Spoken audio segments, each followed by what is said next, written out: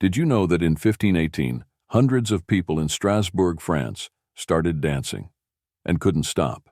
It sounds like something out of a strange fairy tale, but this bizarre event is one of history's greatest unsolved medical mysteries.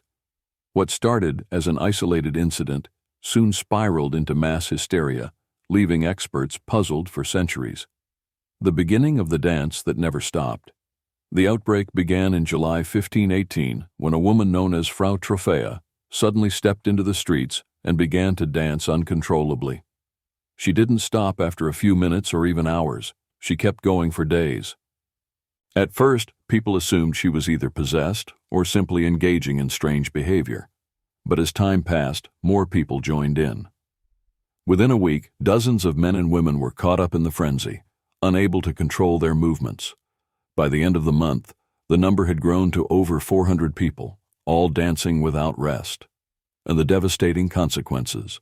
This wasn't a joyful celebration, it was a nightmare. The people could not stop dancing, and some continued even when their bodies were failing them. Many collapsed from exhaustion, suffering from dehydration, strokes, and heart attacks. Some even danced to their deaths in the streets, unable to escape the strange compulsion. The authorities, baffled by what was happening, consulted physicians. But instead of recommending rest or isolation, doctors suggested that the only way to stop the epidemic was to let the dancers exhaust themselves. To aid this effort, the city even hired musicians and built stages, believing that controlled dancing might help end the chaos. Instead, the problem worsened. Theories behind the dancing plague. Historians and scientists have debated the cause of this bizarre phenomenon for centuries, and several theories have emerged. Mass hysteria.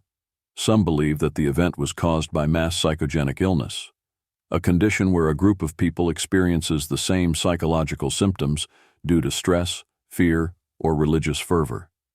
In 1518, Strasbourg was suffering from famine, disease, and extreme hardships, which could have triggered a psychological outbreak. Ergot poisoning. Others theorized that the outbreak was due to ergot poisoning, caused by a hallucinogenic mold found in rye bread.